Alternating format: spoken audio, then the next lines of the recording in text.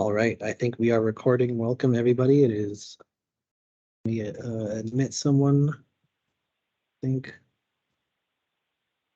Okay. Great. Yes, welcome, everybody. It is 2 o'clock on Friday, March 3rd, 2023, and we are going to go over the spring budget monitoring process. Let's go ahead and dive in. So this presentation, I don't know that we'll need the full hour. A lot of you on the call have been through a spring bump before. If you're not, this presentation should help, and I will open the floor up for questions at a certain point. Yeah, we're going to talk about what the spring bump and general expectations. We have spring bump guidance from this year from the mayor's office. I'll touch on that. A new functionality within BFM. It's the same requirement, but new functionality, so that's nice. And then other submission requirements, which for the most part are the same. Spring bump overview. So the spring bump stands for Spring Budget Monitoring Process. The City Budget Office coordinates 3 supplemental budgets every year. A supplemental budget, or known by state law, a major supplemental budget, is any budget that changes appropriation by 10% or more. It requires you to post it, announce a public meeting. We do it in the fall because we know we're going to be changing a lot of funds by 10% or more by just truing up beginning fund balance. So basically, we have one consolidated process to make sure we do all that.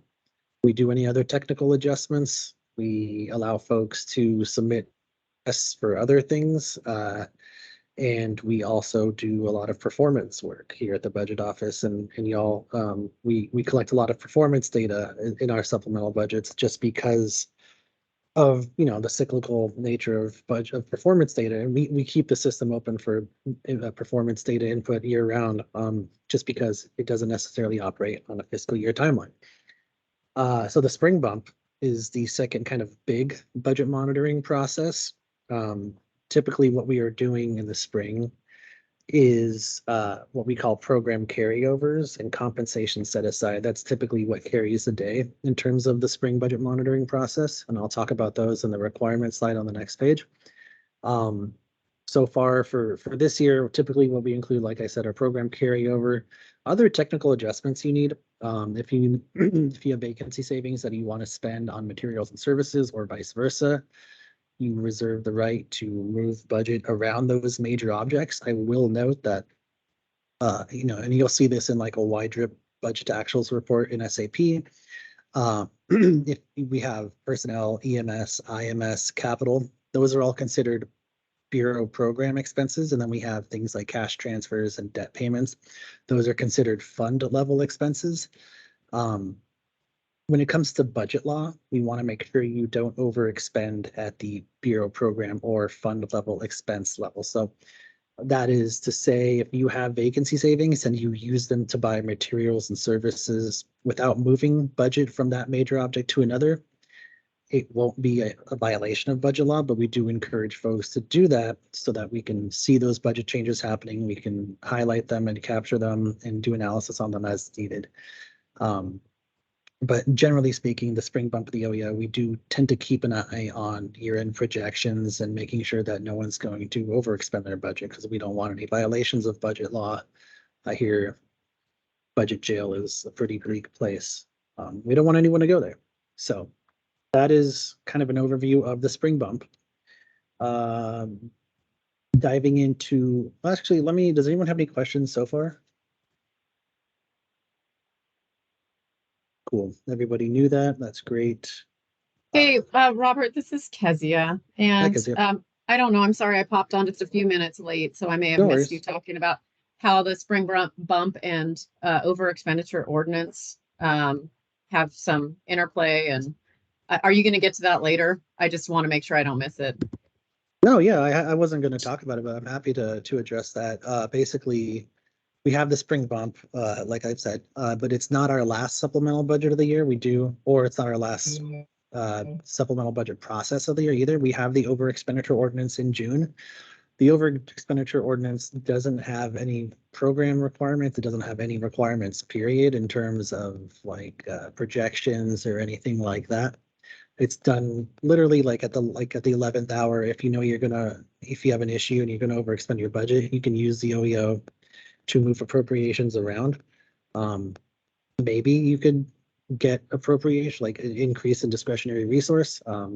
But generally speaking, yeah, I'm sorry. sorry, Robert. For the OEO, just for my clarification, is it moving, can you move between funds or is it just within the same fund? You can do anything. Okay, so it's all, okay. Yeah. Thank you. Because it ends with a council action, you can do anything. If you were doing like an FMBB, there's restrictions on how you can move budget without a council action. But because spring bump, the OEO, the fall bump, the regular budget process all ends with a council action, all of the changes that you're allowed to make all those changes because they're going to get gavelled in, basically. All right. Moving forward into mayor's guidance. So the mayor's guidance has stated, and as we know, the last two fall bumps had pretty high magnitude of spending of one-time resource. I think it was 60 million in 2021 and another 40 million this past fall. So there's a lot of one-time money out there. A lot of appropriation of one-time discretionary resource has been allocated to a lot of folks. And that means that as part of that, there's only $2 million in unrestricted general fund contingency, which is not a whole lot of money within the context of citywide budgets and bureau budgets. We typically like to keep around 3, but we have 2 in there now. And because of that, and because of everything else that the mayor said in his guidance around creating a new charter form and trying to get all of the investments of the last 2 fall bumps out the door, bureaus are not permitted to make a request for new general fund resources. He also noted with 3 months left in the year, this is not the time to start new programs either. So CBO will not be receiving any requests for new general fund resources. What you can do is request if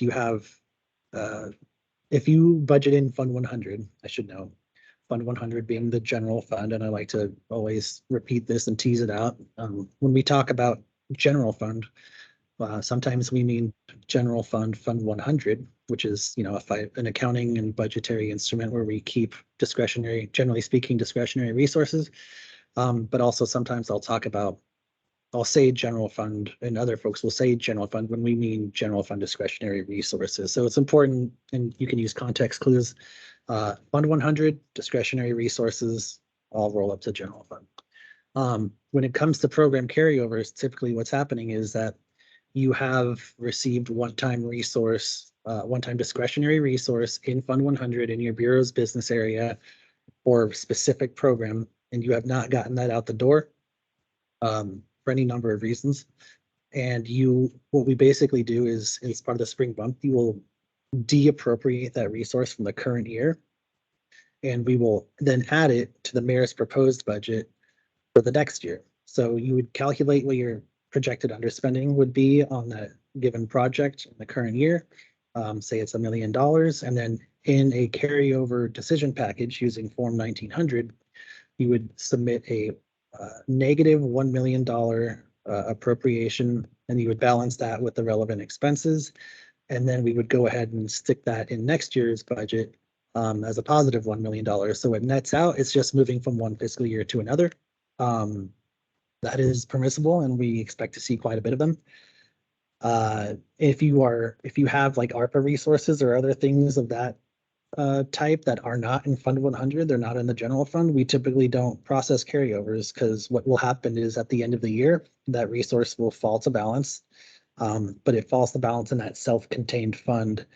And as part of the fall bump, you'll true up that resource, and you don't risk losing it the way we do with Fund 100, where because so many folks budget out of it and it's all discretionary, there is, we want to make sure that we account for it. That said, we're also allowing requests for compensation set aside. We typically like to hammer the point that should be based on need. So you should do your personnel projections and figure out if you're expected to overexpend your personnel budget. You would try to get a number from that. You'd say, hey, I'm actually going to overspend my personnel budget by $50,000. You could request $50,000 in compensation set aside. Typically, what we've seen is a lot of folks will just ask what their allocation amount is and request the whole thing.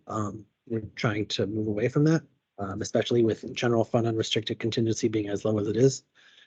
So expect your CBO analyst to, if you are planning on requesting comp set aside, to ask about need and compare projections and things like that. And lastly, we are council requests, and we are still asking for updates on recent decision packages. And I have a whole slide dedicated to what that looks like. Typically in the past, we had a report in BFM that had all of your old decision packages, and then folks would export that report and then fill in cells in Excel, which we know I don't think they have spell check, and it was a bit of a kind of a, I don't know, the process itself was a little harried and could be not lend itself to fidelity of data and things like that. So there's an update for that.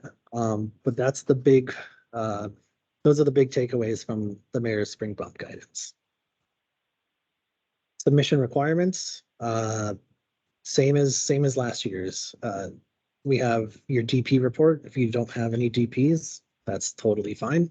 But you would submit, you'd create your data in Form 1900, and you would go ahead and run the BFM report that captures it and raise it. We are still asking for the business area and fund combination year-end projection report. So if you're the Parks Bureau and you're budgeting in Fund 100, you have your own year-end projections, and then you have your levy fund, your memorial fund, things of that ilk. And then we have capital program status updates. That is the same requirement. DP updates, like I said before, although that is going to be in its own form and not in an exported spreadsheet that is sent to you or that you pull. And then the thing that is not in BFM at all is budget note updates. So you are required to submit budget note updates for any budget notes that impact you via PDF, and you'll just include that in your submission packet. I did organize the deliverables into different folders. And that's what you see here. I did this for the fall, and I'm doing it again this year, where you should be able to go into this and see what you need to get out the door and submit to us on the 16th. This is a screenshot from the old bump manual, and you'll notice everything stayed the same with the exception that I crossed out Excel document because it's not an Excel document. Any questions before I move ahead?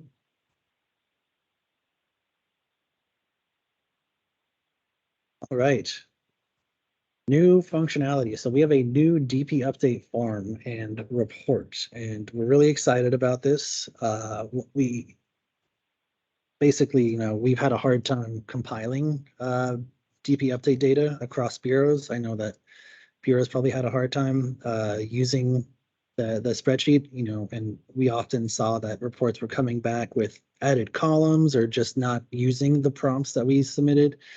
And it became really hard to kind of union that data and look at it through a citywide lens. So what we did is we developed a new functionality to just have that done in the system. Oh, I missed the question. Sorry. Is the budget note template the same as last year? There, as far as I know, have not been updates to the budget note template, but I can follow up and get more information on that. So we have a new form. It's called Form 5200. It's just called DP Update. It does not exist it's under the budget management menu, but it's not under the spring bump menu. It's its own category, subcategory within that.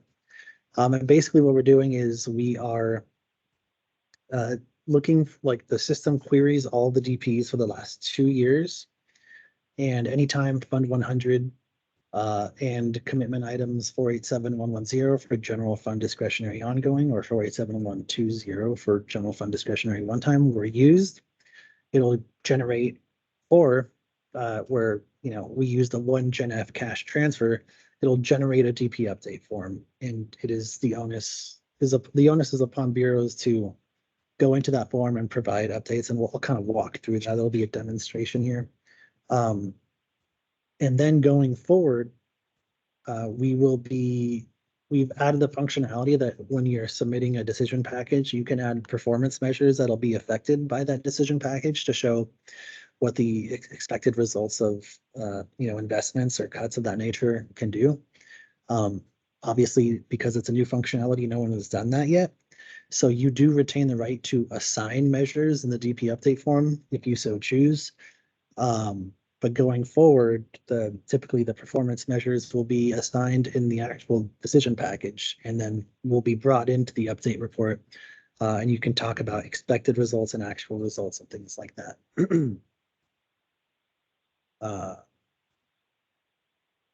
Here. And yeah, this is just a screenshot of the code of how the form instances are created. So where the commitment item equals this, or where one Gen F funded program. And then these are the checkboxes to make sure that they're all packages that were actually included in the budget and you're not doing updates on things that weren't included. So before I dive into some demonstrations, I'll just talk about what's next, and then we can dive into questions, do some interactive things, or just end it early. So right now, BFM is open. I opened it this morning. Your forms you're able to navigate to them and fill them out. You're able to create new DPs. I will say for the business area fund year-end projections, not every business area and fund exists. So if you know that you have budget in a specific fund, but the form isn't there, just go ahead and email your CBO analyst and CC me. And we'll go ahead and add that in. Like, for example, the Parks Levy Fund was not generated when I did the first initial generation of forms. And it was really simple to go in and add it. So if you know that you have budget in a fund and it's not showing up, just let us know. The budget manual will be updated and published sometime next week. Typically, we open the spring bump after AP8 actuals are in. We wanted to give y'all more time in the system, so we are kind of doing a soft opening. Because we are asking for year-end projections, not only for bureaus, but our own CBO analysts typically do AP8 year-end projections. We're not going to be able to do that until March 10th. Typically is when accounting sends that email saying the accounting period is closed and I'm able to do updates. So that's next Friday, and that gives you the 13th, the 14th, the 15th, and all day on the 16th to incorporate that into your projections. And then at the end of the day on the 16th, we will have all of your submissions, and we'll spend Friday doing tech checks. I do want to commend everybody. Tech checks have been very clean in the past few budget cycles, both adopted and supplemental. And we're really happy about that. We really appreciate everyone's partnership on that. And I am likely going to be doing tech checks as we go on the fly and pinging folks as needed. I hope those emails aren't too annoying, but they do help ensure that the system is clean and not doing too much after folks have submitted, because I know when you submit, you don't really want to hear from us to talk about small technical fixes. So we're going to try to get those done. And we do encourage you to run your own tech checks before you submit and become more familiar with them. I can do another drop-in / office hours type session to run through those again. It did seem like those were useful. So we do encourage folks to run their own tech checks before submission. But if you don't, we'll be pinging you. And yeah, then the following week you'll get questions from the CBO team about your spring bump submission, and as we do our analysis and start prepping our briefings and our work sessions and all that. My next slide is the final slide, which is a thank you with questions. I would like to go ahead and jump into a demo, but I'm happy to open up the floor if anyone has anything that they'd like to chat about before we move forward.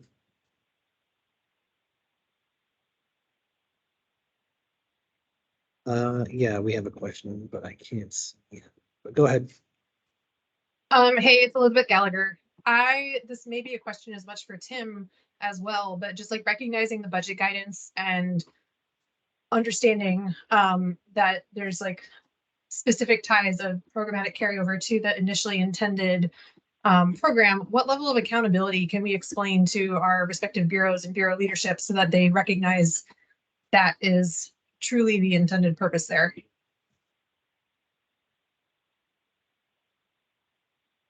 I'm not sure I understand your question completely. Yeah. Like if we carry, if a bureau were to carry money forward into next year, what level of accountability is there going to be that that money is spent for that purpose next year? Ah, I see. Like if they request a program carryover, but then do something else with it, what's the accountability mechanism?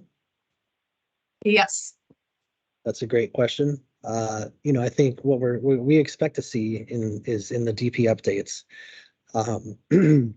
explanate like pretty robust explanations of both in the DP updates and in the submission requirements, right? Like if something is stated in the DP narrative for a program carryover, like, hey, the program like this, we haven't gotten the money out the door, but we still plan on doing the project.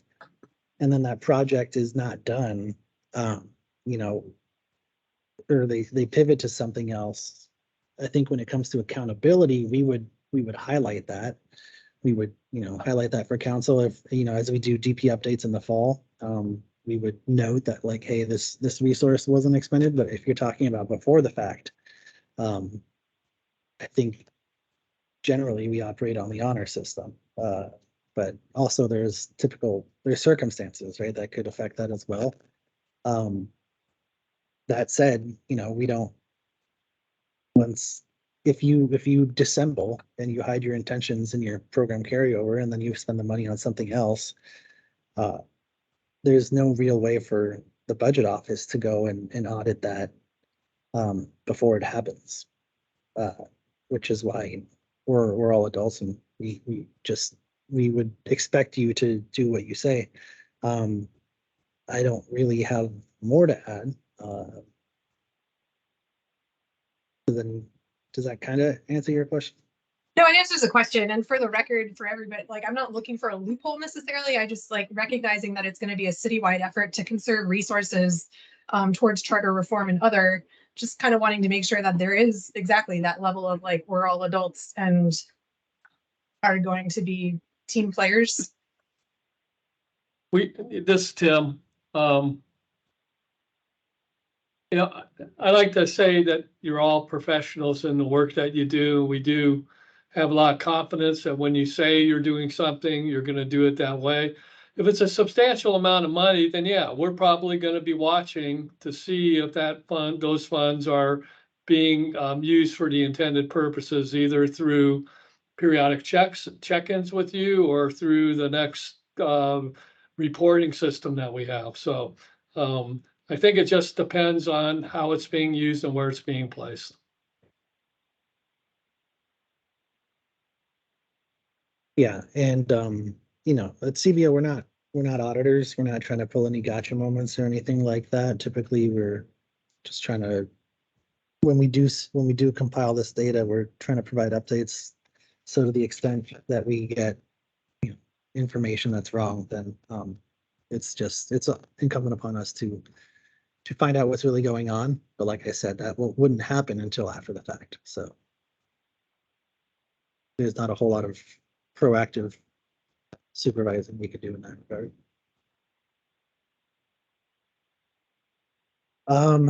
Great. I'm gonna walk through the DP update form and the report for folks so they can understand. If you navigate to budget management, end users, most of the people on this call are only going to see spring bump and then the decision package, the capital status, and the year-end projection. Hey, Robert. Yeah. Are you sure you're on the right thing? I see an Excel file. Oh, I'm sorry. There you go. Can you see it now? Yes. Okay, great. So we have BFM, right? in the budget management, you have the spring, you guys are gonna see the spring bump menus like sub menu, and then Form 1900, Form 1940, and Form 1870. And then down here, we have DP updates in the DP update form. Here's what it's populated with right now. I have citywide permissions, so I see a little bit of everything. But you would only see the forms to the bureaus that you have permissions for. I'm gonna go into a budget office one. And it looks just like most of our other forms. We have at the bottom, if you scroll down, oh wait, that's not here. We have the original, this is populated, right? This old DP 11444 add back financial analysis was during COVID cuts. There's amount spent. That is a hard coded field. So, you know, we know we got $115,000 for this, and or whatever it was. We put how much has been spent year to date, and then we also hard code the date. And then there's a drop down menu for the status of the DP. We have, you know, for sometimes there's a carryover that's happened more than once, so there's multiple instances of a DP for the same appropriation. If that's the case, you can close one and update a different one. If the DP, for some reason, I don't foresee a lot of folks using canceled, but if you know you decided to not pursue that one-time project and send the money back, you can hit canceled. If the project's on hold, a lot of these are pretty self-explanatory. If it's already been fully implemented, not started, partially implemented, or and Elizabeth, I think this gets to your point. If the money was reprogrammed, we would want you to select that as well. Within that, we have text boxes. What's the status of the implementation of this project? If there's a contract that you're, you know, going through procurement for, you would provide updates on that. If there's not, you could leave it blank or put NA. If it came with a position and there's a recruitment, you can update that. If there's not, put NA or leave it blank. Changes and challenges and a performance discussion. And then we have the measures tab. Like I said, in the future, this tab, this functionality will exist for decision packages, but because it didn't before, you retain the right to assign measures, much like you do in the program offer form, to past CPs. And from that, you can talk about that here.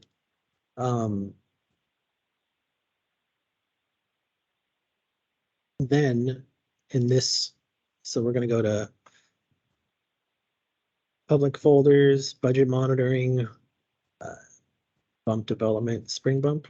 And I've organized this so you know where to navigate. The DP update report exists here. I have one open here that I ran for, I don't remember, but for the budget office. This is what the report looks like. It'll show the DP's original package description, its original service impacts, its original equity impacts, what budget was appropriated, and then the data from the form, right? So hard-coded date, drop-down menu status, and then the amount, the hard-coded amount spent box will all populate here. We have implementation status, again, all the text box that you saw in the form. And then you have, if the performance measures are assigned, they will populate in this table here. We did assign one as part of testing, both the form and the report. Here's a CBO measure that will populate here. And then, you know, I did leave the option if you wanted to just check a specific update. You can do that. Otherwise, you can leave this wide open and blank, and it'll just pull in everything through your bureau. But yeah, you know, this is the DP updates that we've always asked for, with some additional functionality and whatnot, and ability to incorporate performance data. We will be, the nice thing is, you know, it comes in a report, so we're not collating Excel files. And then will also be a flat file, which you can use to pivot data, or, you know, we'll probably use to build a dashboard or something like that. And everyone should have access to that currently. So does anyone have any questions on that? Robert, this Hey, is Robert. Ayman. Oh, Sorry. oh, go ahead. Sorry, I raised my hand just right now. So this is Ayman from Housing Bureau. So for Form 5200, data is available now for bureaus. If I log into BFM Form 5200, I can't see anything right now. Oh, that might be a stage issue. Let me, I think I know what's happening there. Good catch.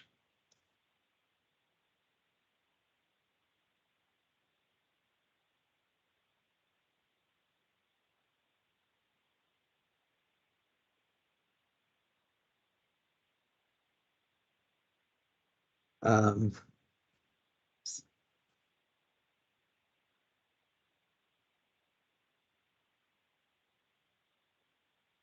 okay, let me get back to you on that. Thank you. Have it done here pretty quickly.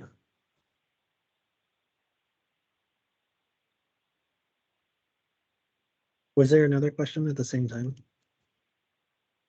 Hey, Robert, that was me. That was Asha. And I had the same question. So Okay. all good.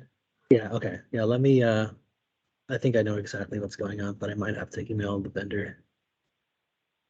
So Robert, I put in the chat, the first set of DP screens that you were showing, where you were showing the CBO's specific update.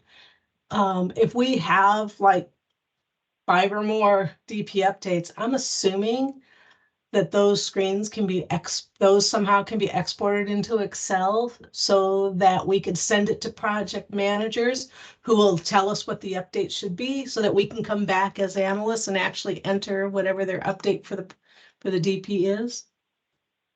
Yeah, so like any Bob J report, you can export as a text file, an Excel file, or PDF. So you can still do that, but like you note, at the end of the day, we do want all of that narrative entered into the form in BFM, so it's all captured in the same data repository. But you have the ability to export it. Absolutely.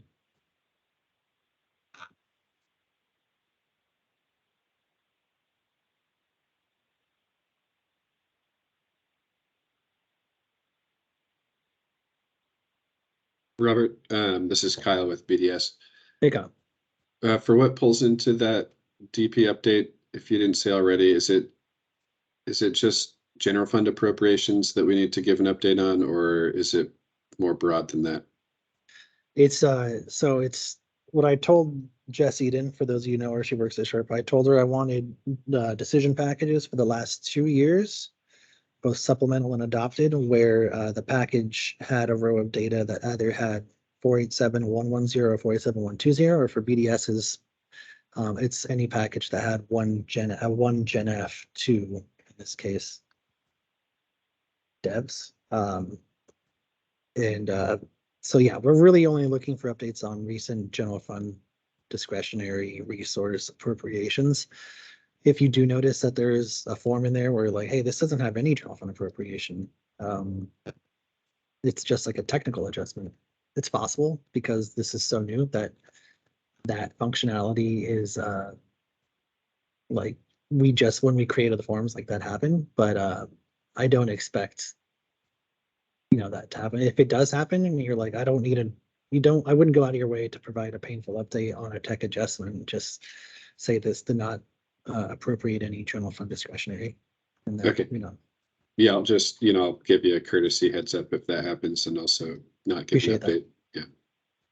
Cool. That sounds great. I did just update stage permissions. Eamon, Asha, are you able to see form updates or form instances in the 5200 form, DP update form now? Yep, it looks different now. Okay, great. Thank you. Thank you.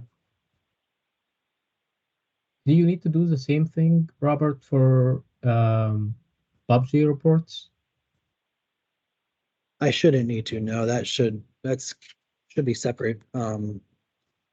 If you try to run that report right now for housing, it should populate with the housing TPs. It just won't have any of the text that until it's input.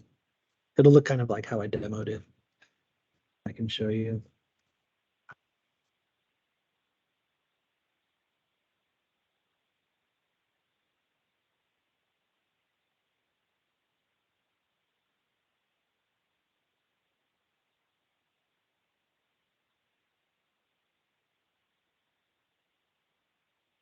So yeah, here's the DP when it was appropriated, which processed in fiscal year.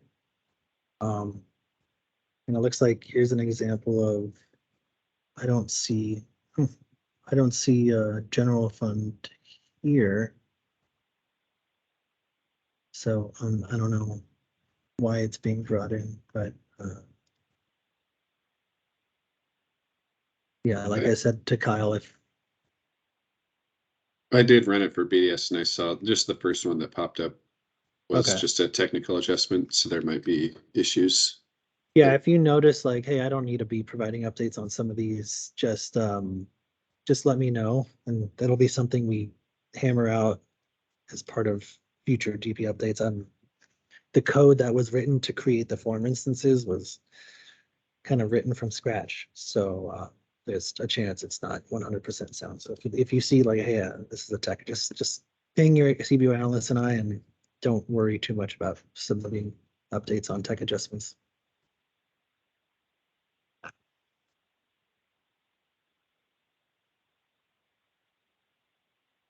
Asha. Just wanted to confirm the DP update, it's only for general fund and it's only for updating for things that were submitted in the fall bump of 2021? Yes to the first part. We're only looking for updates on discretionary investments. Okay.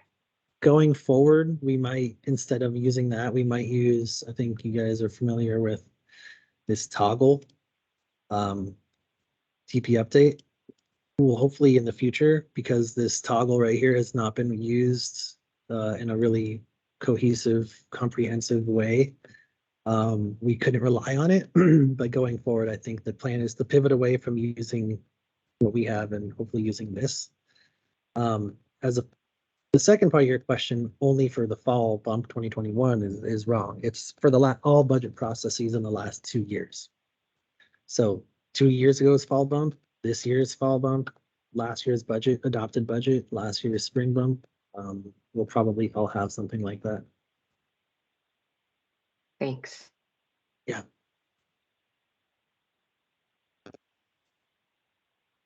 Any more questions? Robert, I have a question. This is Megan from PBOT. If Megan. we did have a request for, say, our cannabis tax, like some small portion remaining to be carried over in the spring bump, how would we communicate that, or is that a possibility, or is that considered? I don't know. How would you like us to address that? That's a great question. There are a few folks who receive allocations from both cannabis funds, which CBO manages, and it's kind of operates like the general fund, where there's not truly discretionary. There are city-bound policies on how that money can be spent that are adopted into our policies. I would say, let me follow up with you on that, Megan. I think that we could just go through the process that we do for everything, for all non-fund 100 funds, right? Where you spend what you have and then true up the resource in the fall based on what falls to balance. If there's an instance where you need that money on July 1, we can work with you to do the equivalent of a cannabis carryover, right? I should say cannabis fund carryover, where you submit, much like a general fund carryover, you would submit a negative amount using the cannabis commitment items. I think it's 47.3 something. And then we would add it as part of the proposed. If it's not super urgent that you have that money on July 1 or August 1 or whenever before the fall bump is submitted, then you could just be like, hey, we're going to let this fall to balance and then add it back in the fall.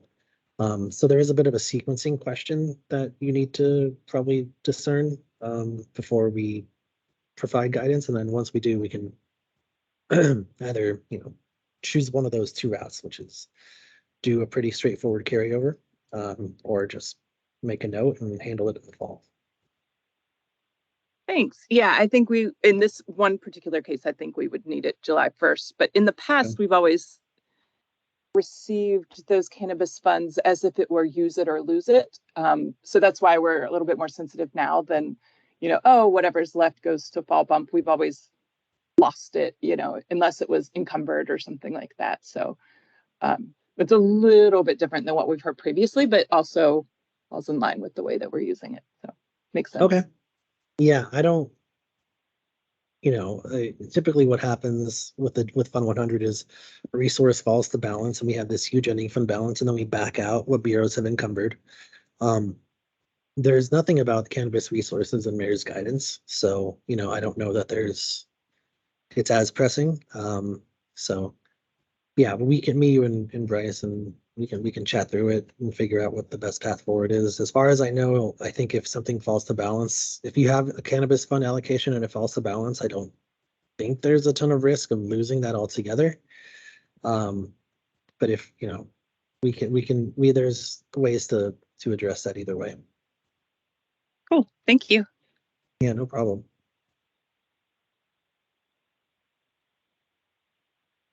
Any further questions? Not hearing any. I do want to thank everyone for jumping on a call in, late Friday afternoon. Eamon, what's up? Just one last thing, Robert.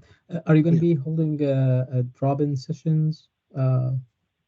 I think so. Yeah, they seem to be pretty helpful, and there's always something new. So there's something to chat about.